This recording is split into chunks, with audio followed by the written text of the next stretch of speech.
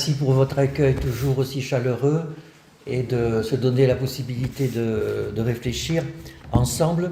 Normalement, on doit débuter une présentation par une déclaration de conflit d'intérêt. Alors avec l'adolescence, quel conflit d'intérêt? On y a tous passé. Je dois reconnaître que pendant longtemps, comme clinicien, j'ai eu une petite réticence avec les adolescents. Je suis plus psychiatre d'enfants que d'adolescents. Je me sens très bien avec les enfants. Et voilà, après, c'était un petit peu plus compliqué. Et puis, mes patients grandissaient. Certains ne guérissaient pas du jour au lendemain. Donc, je les avais aussi comme adolescents. Et puis, la demande de soins chez l'adolescent est très importante. Et donc, avec le temps, en fait, je me suis rendu compte qu'en vieillissant, c'était plus facile. Et je trouve que c'est quelque chose qu'on ne dit pas assez. Je pense que c'est plus facile de s'occuper d'adolescents quand on est un peu plus âgé que quand on est un peu plus jeune. La distance de l'âge fait que les choses se passent avec plus de paix. Et donc maintenant, j'ai un réel plaisir à travailler avec des adolescents. Alors, aujourd'hui, en 2025, on parle beaucoup de la santé mentale des jeunes et des adolescents. Il y a une espèce d'ébullition qui engage à y réfléchir, puisque c'est aussi notre métier. Et donc, je vais vous proposer une présentation en 3 temps. La première, ça va être des faits, pour savoir est-ce qu'ils vont mal ou pas. La deuxième, ça va être quelques interprétations. Et puis la dernière, qui sera la plus importante, ça va être quelques divagations. Parce que quand on s'occupe d'adolescents, c'est inévitable, il faut divaguer, et puis sinon on s'ennuie. Alors, et puis il faudrait quand même commencer par définir l'adolescence. Et on ne va pas être tous d'accord. C'est aussi ça qui est drôle, de voir que cet objet, eh ben, en fait, alors qu'il existe depuis des décennies, qu'on en parle sans arrêt, eh ben, il y a un petit flottement sur la définition. Alors moi, je vais vous donner la mienne, hein, qui engage que moi, mais c'est comme ça que je me la représente. Le début, c'est quand même pas si compliqué que ça. C'est l'accès à la jouissance. Et c'est pour ça que ça a à voir avec la puberté, bien entendu. Et donc l'accès à la sexualité et à la fonction de reproduction, pour le dire différemment, mais la jouissance joue bien sûr quelque chose, parce que dans la vie d'un être humain, ça n'est quand même pas rien. Et puis on voit quand même que manifestement ça les préoccupe dans leur quotidien, c'est un euphémisme. Alors après, ce qui se passe, donc comme vous le savez tous, d'ailleurs Xavier l'a sous-entendu, oui mais alors la fin, alors là... 30 ans, mais pourquoi 30 ans? Enfin, voilà. Alors, je trouve qu'en fait, qu'est-ce qui se passe? Donc, chez l'être humain, vers 11-12 ans, il y a accès à la fonction de reproduction, et donc, en principe, on devrait se reproduire. Puisque d'ailleurs, c'est l'âge de la vie où l'être humain est en meilleure santé physique. Et c'est sûrement prévu pour que les femmes puissent porter un enfant pendant 9 mois et accoucher, ce qui est quand même une espèce de traumatisme physique considérable, surtout si ça se répète dans le temps. Et d'ailleurs, vous savez que si on ne fait pas attention, la mortalité des femmes due aux couches est considérable. Hein. Beaucoup plus d'ailleurs que chez les autres mammifères, pour des raisons physiologiques, de la station debout, etc. Alors... Donc normalement, on devrait se reproduire à cet âge-là, sauf que bien entendu, si vous avez une fille et qu'elle vous dit à 15 ans « Maman ou papa, je suis enceinte », ça n'est pas une bonne nouvelle. Et donc clairement, il y a une espèce d'injonction paradoxale sociale et biologique qui fait qu'il y a une période de la vie où tout est là pour qu'on se reproduise et où tout est là pour que la société vous dise de ne pas vous reproduire. Et donc ça enjoint une espèce de tension psychique, et là, naturellement vous mettez là-dessus le catalyseur qui est la sexualité, eh ben, ça va faire plein de choses étranges et de rébellion, puisque en fait c'est inacceptable de... alors bien sûr tout ça n'est pas mentalisé, hein, parce que si on demande à un adolescent est-ce que tu as envie d'avoir des enfants, bien sûr que non, sauf que par exemple ils ont envie d'adopter des petits chats, des petits chiens, etc., etc. Et quand on leur dit mais quand même c'est bizarre, ça les fait marrer quand même, hein, parce qu'ils sont pas fous. Et donc la fin de l'adolescence, c'est quand la société considère que vous êtes en âge d'avoir un enfant, hein. Et donc on le voit quand quand vous avez un métier, etc. Quand un jour on vous voit avec les yeux de quelqu'un qui est susceptible, ça y est, tu peux. Et donc ça va être différent en fonction de votre niveau socio-économique, de votre culture, de ce que vous faites, etc. etc. Voilà. C'est juste une proposition pour étayer cette présentation. Alors, les adolescents aujourd'hui, on a envie de dire, ils sont comme tous les adolescents, hein, voilà. C'est-à-dire justement, du fait de ce qui se passe dans leur vie, ils font toujours des trucs bizarres. Ils s'habillent bizarrement, ils écoutent de la musique bizarre, ils nous en veulent, et voilà. Et donc du coup, on les regarde en disant, et puis bien sûr, comme vous le savez, sexuellement, ils nous fascinent. Le corps d'un adolescent est quand même très désirable et que du coup, ça nous fait chier qu'ils soient plus désirables que nous et donc on leur en veut. Et donc il y a tout un tas de raisons pour faire que on soit ambivalent, profondément ambivalent par rapport à eux. Et puis donc, voilà, en 2025, ils sont ambivalents à leur façon. Il y a une capacité de création, d'emmerdement social chez l'adolescent qui est infinie. Et ils s'adaptent à ce qui se passe dans la société, ils nous surprennent, et puis voilà, c'est tout. Il y a à circuler, il n'y a rien à voir.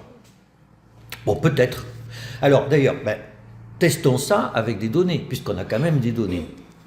Alors, on parle beaucoup du suicide, je suis sûr en Belgique, c'est pareil qu'en France, tentatives de suicide chez les jeunes qui augmentent, etc., etc. Que disent les chiffres? Alors, moi, je ne vais pas pouvoir vous donner les chiffres en Belgique, francophone, je vais vous donner les chiffres en France, ce sont ceux que je connais le mieux, mais ça ne doit pas être très différent. Nos cultures sont quand même très proches. Alors, combien y avait-il de suicides chez les adolescents garçons en France en 1992? Plus de 800 par an. Combien il y en a aujourd'hui? 300.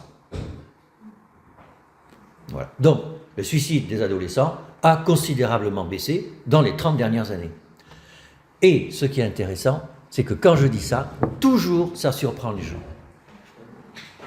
Et en plus, souvent, en fait, ça les déçoit. Absolument. Absolument, et je trouve ça extrêmement intéressant. C'est extrêmement intéressant, c'est que, ah merde, alors, ça va pas si mal que ça. Zut alors. Et vous voyez, cette déception, quelque part, elle est déjà un symptôme de ce qui se passe.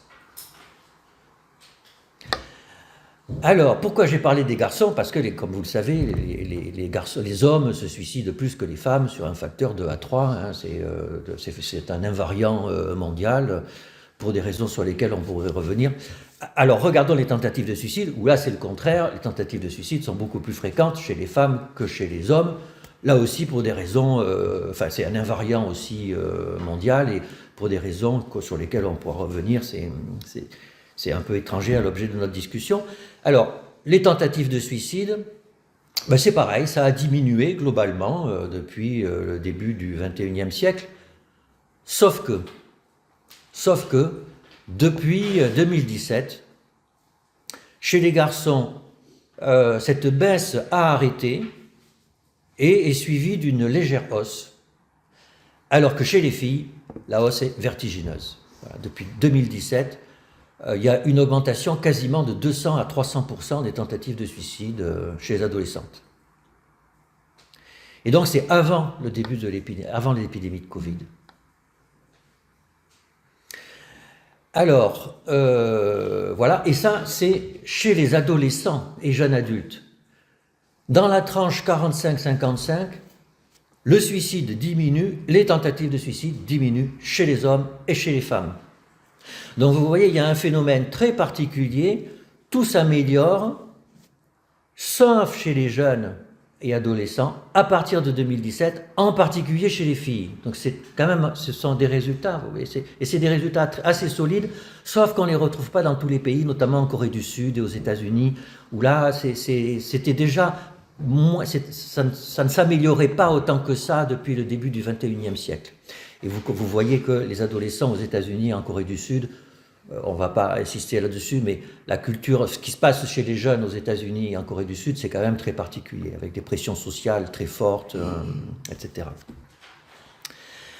Alors, en parallèle, De la même façon, hein, consommation d'alcool, de tabac et un peu de cannabis, depuis le début des années 2000, ça diminue. Hein, nos jeunes fument moins, boivent moins, ont moins de binge drinking, et la consommation de cannabis est stable et en légère baisse. Alors bien sûr, il y a une augmentation de la consommation de cocaïne, mais c'est marginal. Hein. La cocaïne, c'est pas un truc banal des adolescents, c'est un truc de classe sociale très particulière. Voilà. Alors, quand on regarde aussi la dépressivité, vous voyez, dans les enquêtes, on fait passer des échelles de mesures de dépression. C'est pas de la dépression clinique, au sens, nous, on fait un diagnostic de dépression. C'est un ressenti émotionnel négatif lié à de la dépression. Alors là, ça se dégrade depuis le début des années 2000, dans toutes les tranches d'âge, dans tous les genres. Donc, vous voyez, c'est très étrange. Il y a une dissociation entre ce que disent les gens, de ce qu'ils ressentent dans la vie, et de ce qui se passe cliniquement en termes de suicidalité. Et avec une dissociation en fonction de l'âge et du genre. Alors, bien sûr, donc ça c'était les faits. Alors, l'interprétation, alors, sans arrêt, bien sûr, les journalistes nous abreuvent de questions sur « mais alors pourquoi ?» Ben, en réalité, on n'en sait rien. On n'en sait rien, donc on a des pistes d'explication et il faudra attendre 5-10 ans pour faire plein d'études, pour savoir un peu... alors néanmoins, il y a des tartes à la crème qu'on va ressortir, l'éco-anxiété, d'accord, c'est vrai, mais ça touche pas beaucoup, à ce point plus les filles que les garçons. La pression scolaire, c'est vrai, il y a une surpression scolaire, donc je parlais de la Corée, il y a une surpression scolaire en Corée, donc ça c'est vrai, il y a un burn-out scolaire, etc., c'est vrai. Les écrans, c'est vrai.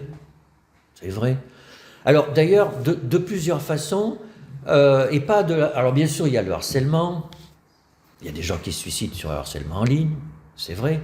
Ça touche plus les filles que les garçons, parce qu'il y a une normativité de l'image du corps, etc., qui est plus forte, des injonctions à se présenter d'une certaine façon. C'est plus fort chez les filles que les garçons. Hein.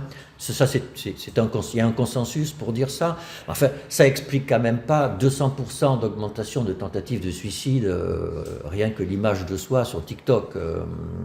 Ça doit jouer un peu, mais ça n'explique sûrement pas tout. Donc, alors, il y a aussi quelque chose qu'on dit moins sur les réseaux sociaux, qui est beaucoup plus subtil, qui est que, en fait, les réseaux sociaux améliorent les cognitions sociales. C'est que, et ça se sent extrêmement bien, il suffit de prendre un peu de recul, notamment avec mes étudiants. C'est incroyable comme ils ont changé en 20 ans, ils font beaucoup plus attention à moi. Ça se voit dans... ils me parlent comme s'ils étaient des thérapeutes, quoi. C'est-à-dire, il se dit, je vais lui dire ça parce qu'il est un peu âgé, donc il ne va pas comprendre ce que je vais lui dire, donc, etc. Et voilà. Et on voit qu'ils font... Ils pensent... Ils s'adressent à moi avec une attention particulière, avec une modalité de rencontre avec l'autre particulière. Voilà. Ça fait 5 ans que c'est comme ça, quoi. Pourquoi? Ben parce que quand 100 fois par jour, vous échangez avec des gens par écrit, ultra rapidement, et qu'ils savent très bien que les écrits restent, donc ils savent très bien qu'il faut faire très gaffe à ce qu'on écrit sur les réseaux sociaux. On dit ils font pas attention. C'est 5 à 10% qui font pas attention et qui en prennent plein la tête après. Mais 80%, ils savent très bien que qu'il faut faire super gaffe à ce qu'on écrit. Et donc sans arrêt, ils se disent, si j'écris ça, qu'est-ce qu'ils vont penser de ce que j'ai écrit? Non, il ne faut pas que j'écrive ça. Il faut que j'écrive ci.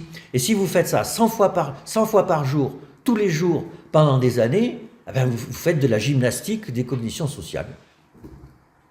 Et donc, du coup, leur seuil, et ça se sent très bien, leur seuil de vulnérabilité s'est considérablement abaissé parce qu'en fait, ils sont tellement à l'habitude de faire attention à ce qu'ils font à autrui, qu'en fait, ils font attention à autrui et que nous, on fait moins attention. Alors, bien sûr, nous, c'est notre métier, donc en principe, on fait un peu attention à autrui, mais la plupart des gens, ils parlent comme ça, quoi, hein, et puis voilà. Et pour eux, c'est une agression. Pour eux, tout est une agression. Parce qu'en fait, leur seuil a diminué. Et c'est très bien que leur seuil ait diminué, sauf que ça les met en souffrance. Et ça se sent, je pense que ça se sent Alors, on va dire, ah ben oui, c'est des adolescents, ils supportent rien de ce qu'on leur dit. Bah, ils supportent rien de ce qu'on leur dit parce qu'en fait, on fait pas gaffe à ce qu'on leur dit par rapport à eux, à leur habitus, quoi. Voilà, alors bien sûr, les écrans, c'est aussi la pornographie. Bon, alors c'est une tarte à la crème, mais enfin, quand même. Quand même. Être irrigué de ce qu'on voit sur YouPorn et compagnie, alors qu'on a 9, 10, 13 ans, 14 ans, et qu'on s'engage dans sa propre sexualité, c'est quand même pas rien. Enfin, alors, même si c'est vrai, hein, ils le disent, ils savent que c'est pas pour de vrai, ils savent que c'est pas comme ça qu'il faut faire, ils le savent, sauf qu'ils le voient, et ils le voient plusieurs fois par semaine. Et donc, forcément, ben, honnêtement, c'est un traumatisme. On est obligé de parler d'appeler un chat, c'est un traumatisme, et c'est un traumatisme surtout pour les filles. Parce que quand on voit la place des filles dans la pornographie aujourd'hui, bah, c'est quand même particulier. Hein. Donc ça, c'est un... Bon, ça, on va dire encore un vieux réac qui veut pas que les gens regardent des trucs de cul, mais enfin, je m'en fous, c'est pas mon problème. Mais il faut bien constater quand même qu'il y a un problème. Alors, il y a MeToo. MeToo. Il y a des études qui montrent que les pays où MeToo a le plus de place, c'est là, dans PISA, où les filles ont le plus d'expressions de détresse psychique. Alors, quand j'ai dit ça dans mon labo, ils ont hurlé, mes collègues femmes ont hurlé en disant, ça y est, il y a un biais écologique, ça veut rien dire, il y a des etc., etc. Ok, je persiste. Je persiste. MeToo, c'est très bien, naturellement, il n'y a aucun doute, ça permet de mentaliser le fait que, bah oui, il y a des dominations masculines, il y a un patriarcat, il y a des violences sexistes, il y a tout ça, et c'est fantastique. Sauf que, bah, ça traumatise, parce que le jour où on se rend compte que, ben on s'est fait abuser, en fait, et ça, je vois ça autour de moi, il y a des femmes qui se rendent compte qu'en fait, elles ont été violées, littéralement. Parce qu'avant, en fait, c'était pas... En fait, ça s'est passé comme ça, mais bon, ça s'est passé comme ça. Et si partout on dit « Ah ben ouais, mais ça c'est un viol », ah ben ouais, mais en fait j'ai été violé. Et ça fait un trauma. Voilà, et ça, il faut quand même le dire. Quand il y a des grands changements, c'est bien parce que ça progresse, mais il y a des effets collatéraux si on ne l'accompagne pas. Et en ce moment, il y a des effets collatéraux. Et bien sûr, ça touche surtout les femmes, bien entendu. Et il n'y a pas grand-chose qui touche surtout plus les femmes que les hommes. Donc, s'il y a une augmentation des tentatives de suicide à ce point, il faut quand même essayer de regarder pourquoi il y a des augmentations de tentatives de suicide à ce point. Bon, alors, donc ça c'était les faits et les interprétations. Alors maintenant, il y a les divagations. Alors, on pourrait dire, ben voilà, ça explique tout, les problèmes de l'adolescence aujourd'hui, c'est MeToo, le porno, les réseaux sociaux, la théorie de l'esprit qui s'améliore, etc., la pression scolaire, l'éco-anxiété, et puis voilà. Eh bien alors, j'ai pas l'impression qu'il y ait que ça. J'ai pas l'impression qu'il y ait que ça. Mais alors ça, c'est une question que je vais vous poser. Alors, j'entends des collègues qui disent quand même la clinique change. Les ados qu'on voit, c'est pas quand même la même chose qu'avant. Alors, on a toujours tendance à dire ça, hein, c'était pas pareil avant, ils ont changé, mais enfin par définition, les ados changent. Et donc, est-ce qu'ils ont vraiment changé? Est-ce que c'est nous? Avant, ils étaient punk, maintenant ils sont trans. Bon, ben voilà, c'est pareil en fait. Alors, est-ce que c'est pareil? Bon, ben, je suis pas sûr. Je suis pas sûr. Et ce que je vois aussi, c'est que, et ça on le voit dans les séries télé, notamment une en ce moment, on voit quand même des adultes qui ont un sentiment d'étrangeté dans leur rencontre avec l'adolescent. C'est-à-dire en fait, ils vivent pas dans le même monde que nous du tout. Alors on pourrait dire là aussi, mais c'est normal, c'est des adolescents, ils créent leur identité collective, et donc du coup, ils s'émancipent. Donc mais là, c'est plus que ça. C'est plus que ça, c'est que les punks, en fait, ils faisaient chier, etc., ils étaient mal habillés, avec des chiens, etc., bon, ben voilà.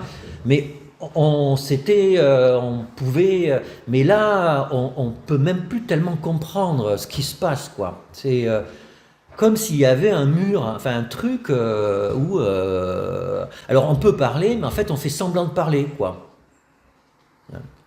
Et alors on voit ça beaucoup avec les enseignants qui sont alors au collège ou au lycée en France, quoi. C'est-à-dire les enseignants qui s'occupent d'adolescents, surtout, moi je dirais la tranche 12, 13, 14. Après, au lycée, 15, 16, 17, ça s'améliore un petit peu. Mais là, il y a vraiment... les enseignants sont vraiment un peu sidérés, en perdant complètement leur repère. Et donc, dans les 20 minutes là qui me restent, je voudrais développer une espèce d'hypothèse sur ce qui se passe là-dessus. Alors, mon hypothèse, c'est que depuis le début du XXe siècle, en fait, il y aurait eu deux bascules dans la structuration du psychisme humain. Alors, le début du XXe siècle, si on est à Psyclimède et que le mot psychanalyste a été prononcé, on est bien obligé de dire qu'il y a la psychanalyse et qu'il y a la névrose. Et que, comme vous êtes au courant, le mot névrose aujourd'hui, on ne le prononce plus tellement. Ça ne veut pas dire qu'il n'y a pas de névrosés, hein. Il y en a encore, il y en a plein, hein. On pourrait en discuter d'ailleurs. Moi, bon, j'irai pas plus loin, mais néanmoins, c'est moins prégnant qu'avant. Et quand même, dans les années 60, 70, 80, 90, etc., il y avait le rapport borderline névrose a changé par rapport au temps de Freud. Je crois que c'est quand même pas extraordinaire de dire un truc comme ça, hein. C'est pas de la grande épidémiologie, mais ça fait un peu sens. Et alors là, j'ai pris conscience d'un truc, hein. C'est un philosophe psychanalyste que je connaissais pas, Danny Robert Dufour, qui pointe le fait que, vous savez, l'image de la pin-up. Les filles en bikini qu'on présente dans les publicités de façon extrêmement sexualisée, hein, extrêmement sexualisée. Il y a vraiment, on trouve sur Google des images des années 30, hein, où la fille en bikini chevauche une clé à molette de façon extrêmement suggestive, hein. Or, on est juste après l'époque victorienne. Et il dit qu'il y a eu une bascule entre répression des pulsions et exaltation des pulsions. Et je pense que c'est très juste, sociologiquement c'est très juste. Il y avait une période de répression des pulsions qui bien sûr donne la porte ouverte à des névroses, et après, à partir...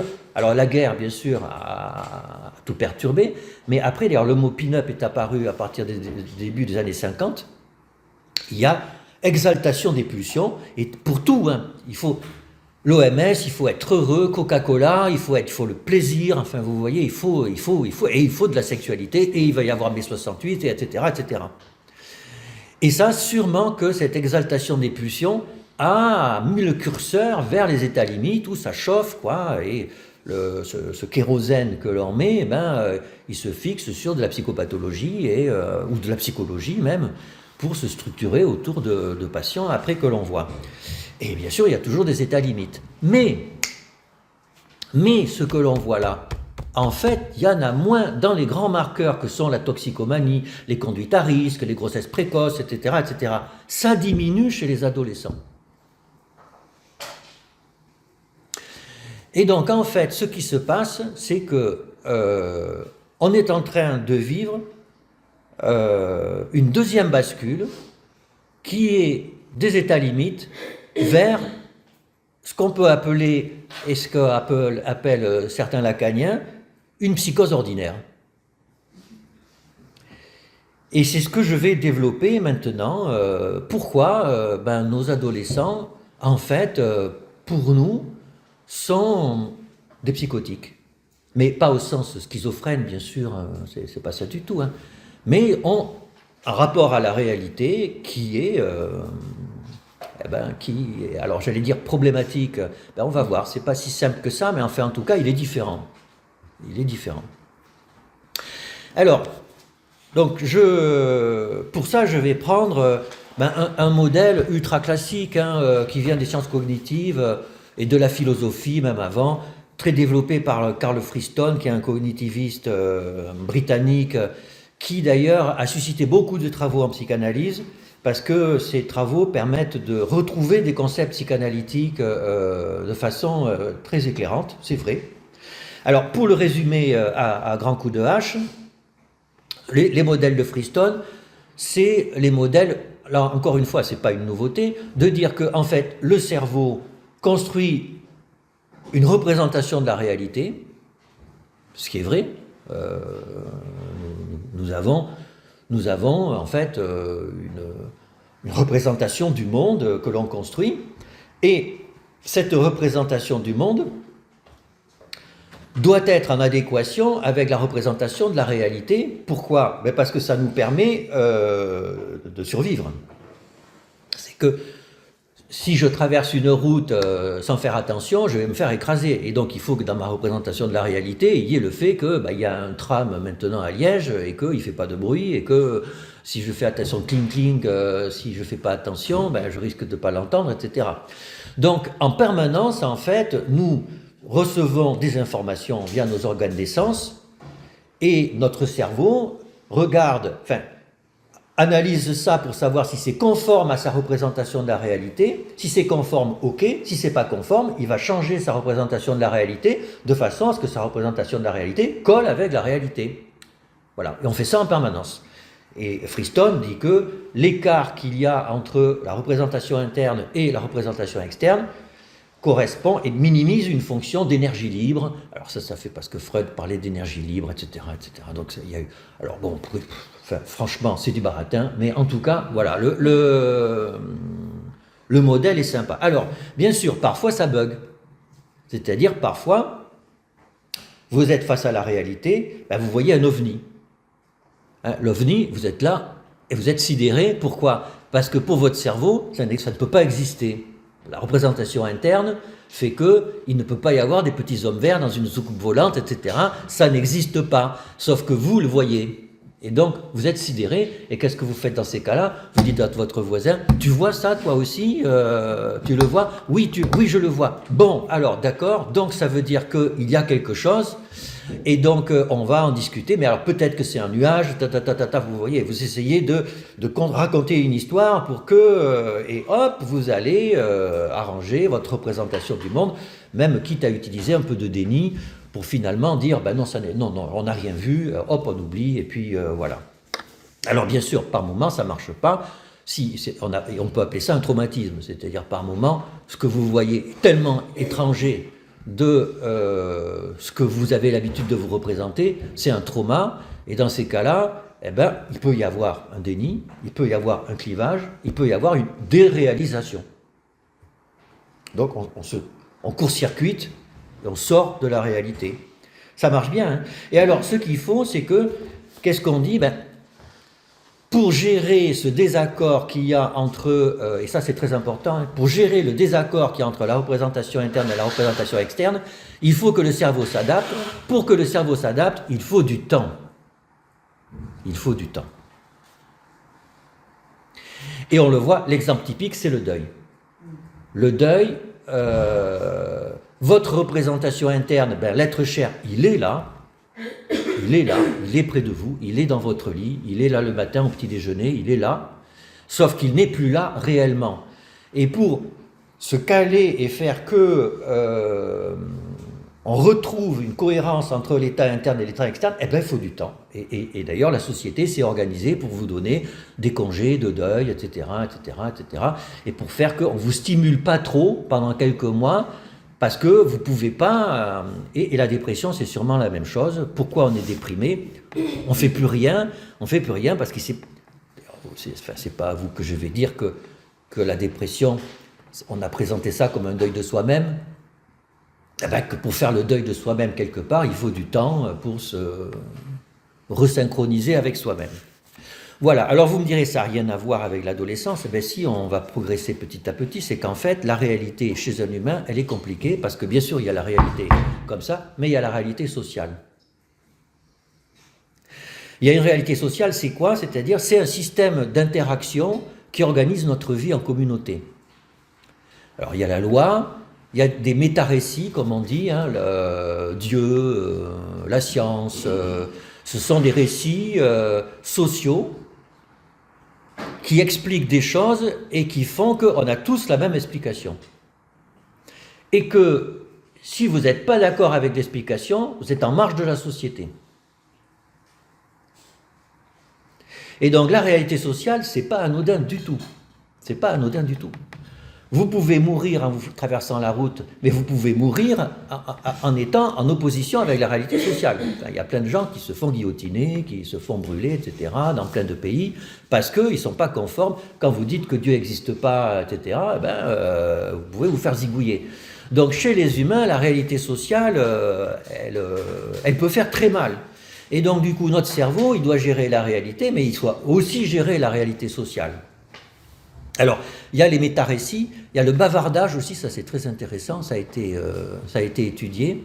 Vous savez que, contrairement à ce qu'on dit, le langage ne sert avant tout pas à transmettre une information.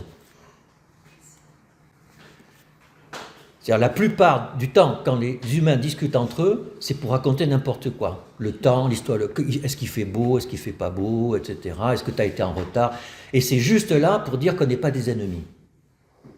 C'est juste là pour dire, on parle, et c'est juste pour se toucher un petit peu comme ça, et pour dire, on n'est pas ennemis, on va être ensemble.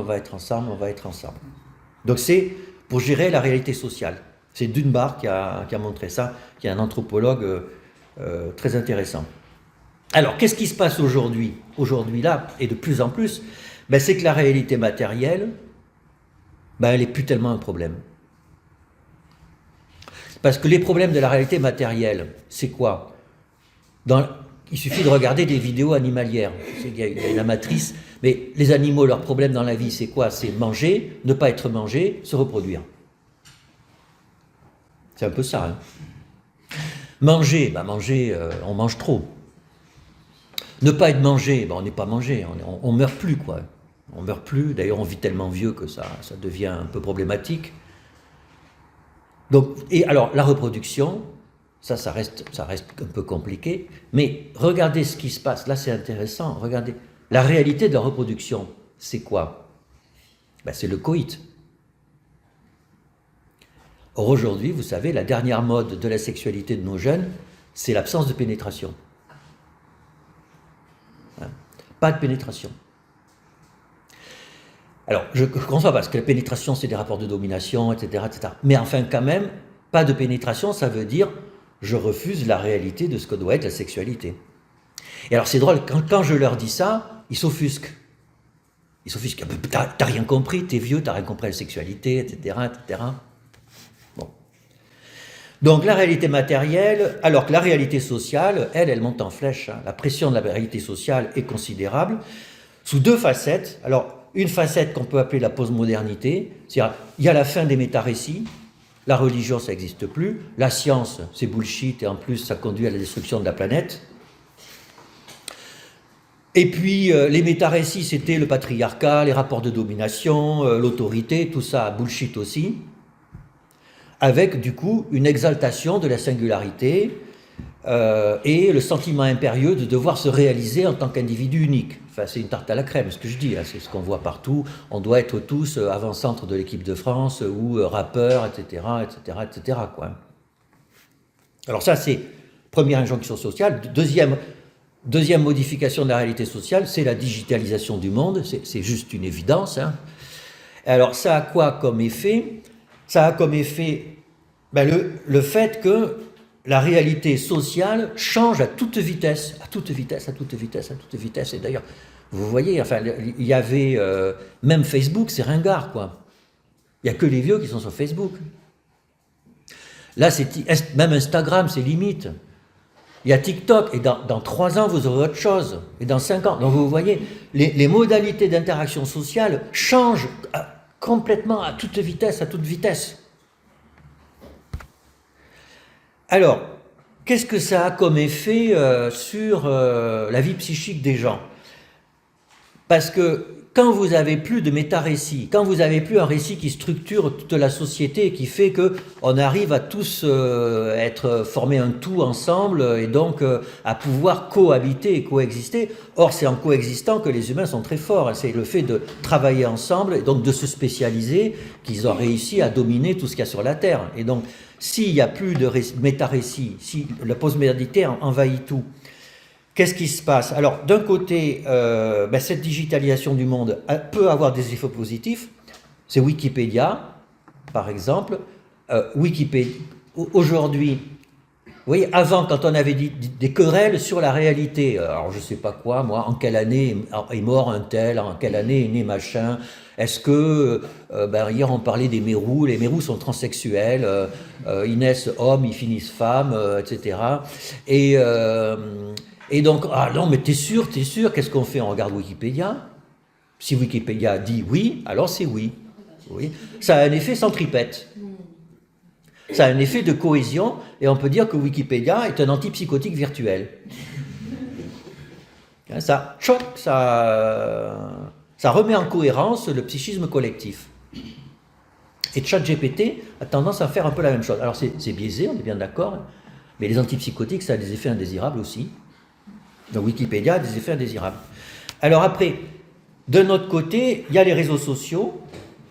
Alors les réseaux sociaux ont eu un effet, ça a étanché la soif de postmodernité. Pourquoi? C'est-à-dire, vous voulez être singulier, vous voulez être unique, etc. Eh bien, vous allez vous coaguler dans une micro-communauté où vous allez tous vous considérer comme uniques dans cette micro-communauté. Donc, il y a une identité groupale qui permet une réalisation de soi. On est tous comme ça, quoi. On est tous comme ça, donc on est quelque chose. Et alors, bien sûr, ça suffit jamais. Ça suffit jamais, c'est qu'on est quand même en groupe. Donc, en groupe, c'est pas bien. Et donc, il faut segmenter le groupe à l'infini. Ça s'appelle l'intersectionnalité. Alors, je dis un gros mot, mais c'est quand même un peu ça. C'est-à-dire, il faut mettre en intersection toutes les identités, tous les sous-groupes, pour qu'à la fin, il n'y ait plus qu'une seule personne. Et d'ailleurs, c'est très amusant. On peut faire un calcul simple, avec l'intersectionnalité. Si vous prenez comme ça, s'il existe 40 types d'identités dans l'humanité, 40 types, vous faites toutes les intersections possibles de toutes ces identités, ça fait 2 puissance 40. 2 puissance 40, ça fait plus que le nombre d'humains qu'il y a sur Terre et qu'il y aura dans toute l'histoire de l'humanité. C'est-à-dire qu'en fait, vous pouvez morceler à l'infini tout. À la fin, il ne reste plus qu'une seule personne, et c'est ça l'objectif, c'est qu'il reste une seule personne. Mais alors du coup, ça a un effet centrifuge maximum, c'est-à-dire ça écarte les gens les uns des autres à l'infini. Et donc, les réseaux sociaux sont des psychédéliques virtuels. C'est des hallucinogènes virtuels, ça pousse à ne plus vivre dans le même monde les uns avec les autres. Alors, bien sûr, on pourrait dire c'est pas grave, on gère. Et d'ailleurs, moi, je m'en fous complètement de ces trucs-là. Je suis pas dans les réseaux sociaux. Moi, je regarde le train passer, quoi. Genre, ah ben oui, ils font ça, mais ça les regarde. Alors, je suis inscrit sur Instagram, je mets mes recettes de cuisine, ça m'amuse, et puis voilà. Mais moi, je suis vieux, c'est-à-dire, mon cerveau, il s'est stabilisé. À 13 ans, ça n'a rien à voir. À 13 ans, vous venez juste de commencer à vivre en tant qu'être humain plus ou moins autonome. Et donc, de plein fouet, vous prenez la construction de vous à un moment où ça se passe comme ça. Et à un moment où tout va très vite. Or, comme je vous le disais tout à l'heure, en fait, il faut du temps pour pouvoir métaboliser tout ça. Et il n'y a pas le temps. Il n'y a pas le temps de métaboliser les changements de réalité sociale qui font que, eh bien, on n'arrive plus à intégrer, notre cerveau ne peut plus gérer les modifications de la réalité sociale à laquelle il est confronté, et donc, on devient psychotique. Parce qu'on n'arrive plus à gérer la réalité. Alors vous me direz, c'est du baratin.